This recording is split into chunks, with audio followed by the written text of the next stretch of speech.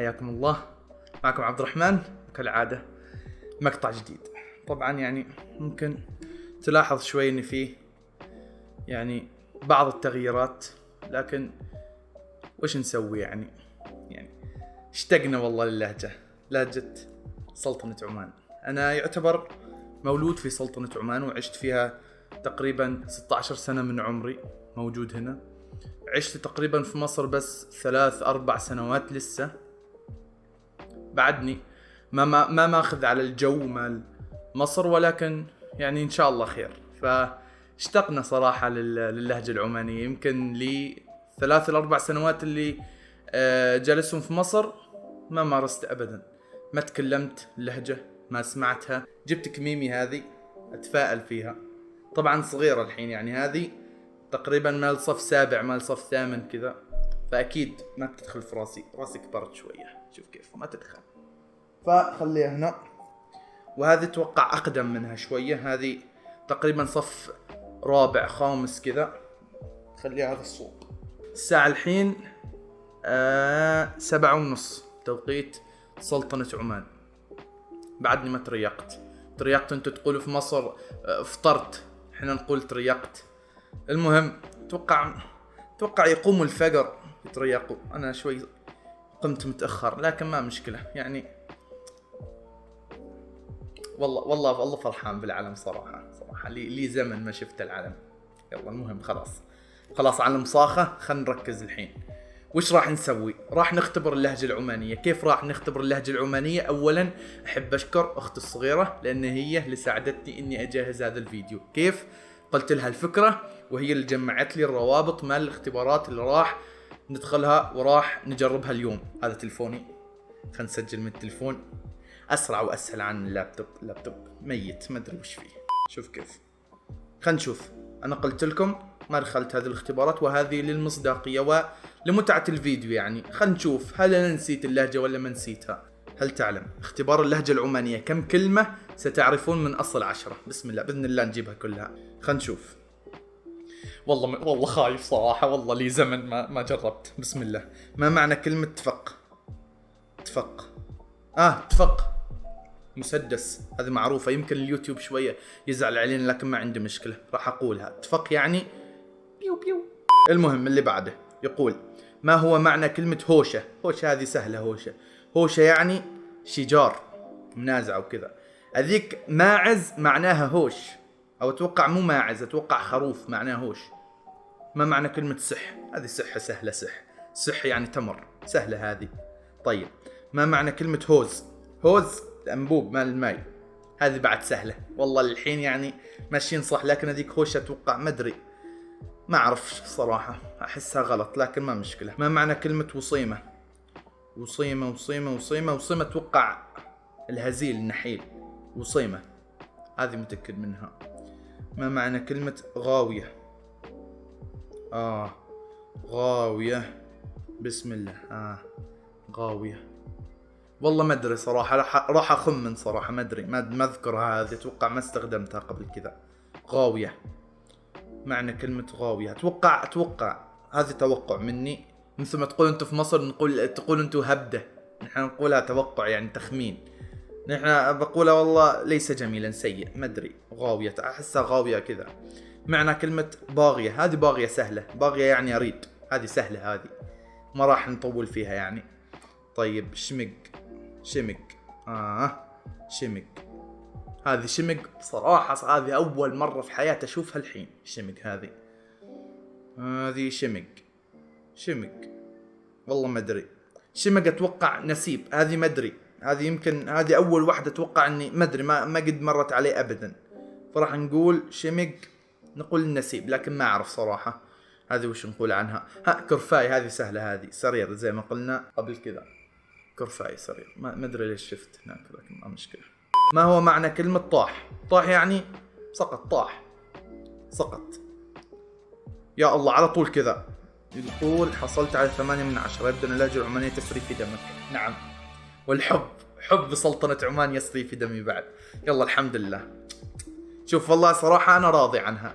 أنا ما أرضى إلا بالقمة وما أرضى إلا ب10، لكن من كثرة من طولة الغيبة أتوقع أنها كويسة، مثل ما تقول أنت في مصر، أتوقع أنها زينة. 8 زينة يعني، الحمد لله ما كان أقل من 8، حصلت على 80%.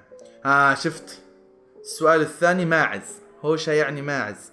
أتوقع هواشة هي اللي شجار أتوقع، لكن هوشة ماعز، ما خروف، ماعز. طيب غاوية يعني جميلة، أنا كنت أحس بمزيونة هي جميلة، ما أدري، هذه كلمة جديدة صراحة ما أعرف. طلعت هذيك غاوية يعني جميلة. طيب والنسيب طلعت صح،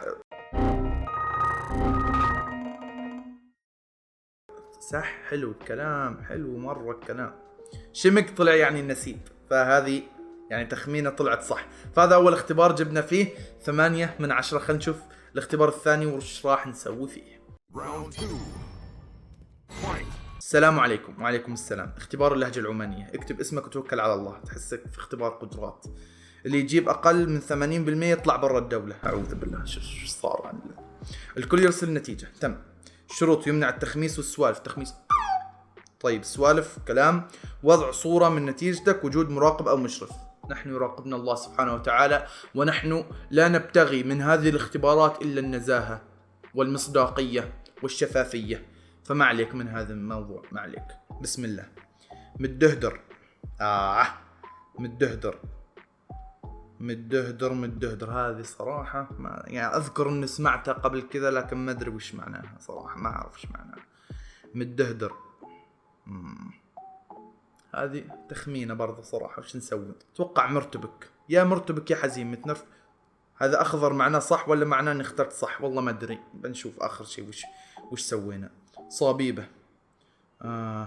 صابيبة. إجابتك صحيحة، اللي فاتت صحيحة، تم. الماضية هذه كانت صحيحة. طيب اللي بعده. صابيبة هذه صراحة أول مرة أسمع بها، لكن برضو راح نخمن. والله صعبة صراحة.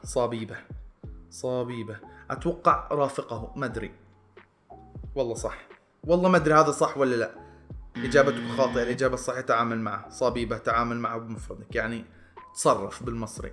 طيب مو مشكلة، واحدة صح واحدة غلط. طيب سامج هذه سهلة. سامج في السعودية يعني اللي هو دمه ثقيل، يعني ما يضحك سامج.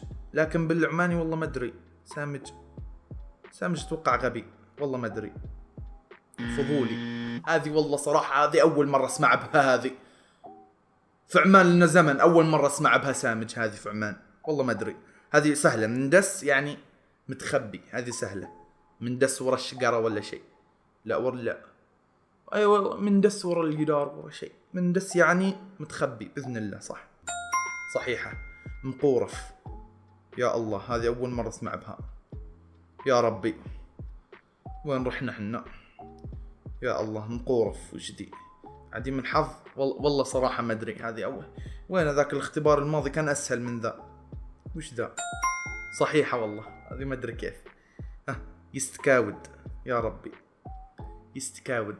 والله صراحة هذه ما شاء الله تعالى، هذه ما قد سمعتها في حياتي. يستكاود هذه تخمينة برضو، والله ما أدري وش ذا أكيد. خلنا نسكر ذا الاختبار ولا. يستكاود يتكاسل، ما أدري صراحة، والله طلعت صح ما أدري كيف. أوكي. يبحلق أتوقع يناظر صح، هذه سهلة. لاعي عن اللوعة، عن الكلام الكثير يعني. لاعي هذه سهلة. كثير الكلام، مش كثير الأكل، كثير الكلام، هذه صح متأكد منها. بغام هذه سهلة، هذه سبة. بغام يعني غبي، هذه سهلة بعد. دحلة. دحلة يعني زفة يعني دحرجه أو دفة يعني. انتوا تقولوا بالمصري زقه. دحرجة. دحلة صح. كم جبت؟ إجابات صحيحة 7، إجابات الخاطئة 3. نسبة المئوية 70%. يعني هو يقول أقل من 80% النفي برا عمان، لكن أنا جبت 70% كواحد يعني لي فترة ما تكلمت عماني. والله زينة صراحة، زينة. لكن 7 يعني مشي الحال. أول اختبار كان 8، هذا 7، يعني ماشيين زين. لكن نريد نجيب الدرجة النهائية يا أخي، نريد نجيب الدرجة النهائية كذا ونفرح شوية. بسم الله. ما معنى هوشة؟ ها، ليس شجار. هذا كويس، انتوا تقولوا في مصر سالك، هذا سالك، لكن للأسف نصيحة جت متأخرة لأن غلطنا فيها قبل، فهذه ماعز متأكد منها. قشبة، نفايات ولا مكنسة؟ قشبة، والله صراحة ما أدري صراحة. قشبة، نقول قشبة. ذيك نفايات أنا أتذكرها، سمعتها قبل في المدرسة لكن ما أتذكرها كيف كانت، لو شفتها بعرفها، لكن هل لها كلمات ثانية نفس المعنى ولا لا؟ صراحة ما أدري، صراحة ما أعرف صراحة. نقول مكنسة، صراحة ما أعرف. دغام هذا قلناها من قبل. غبي، ما معنى مو؟ مو يعني ماذا؟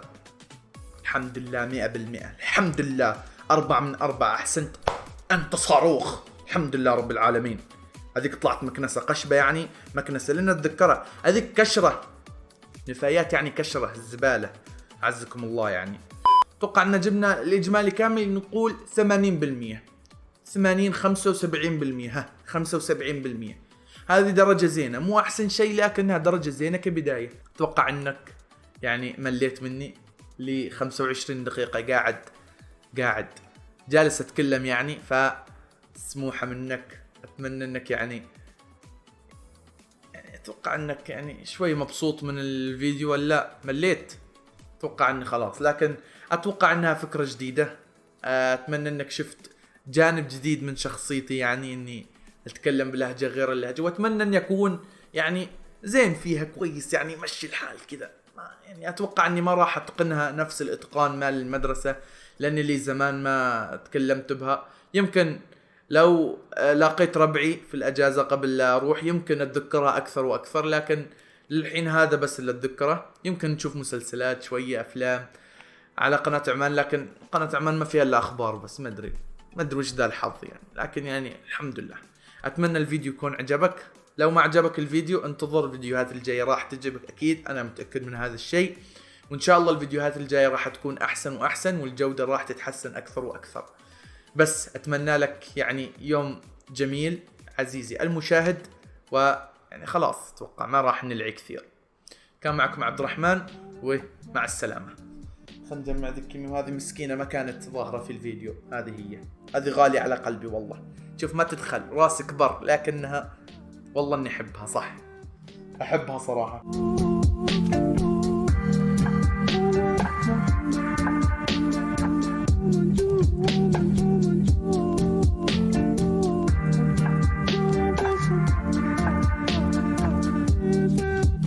يمكن نسوي هذه الفكرة مرة ثانية قبل ما نمشي ونروح عن عمان، والأجازة أجازة، أيوة الأجازتنا أو الأجازة، استغفر الله.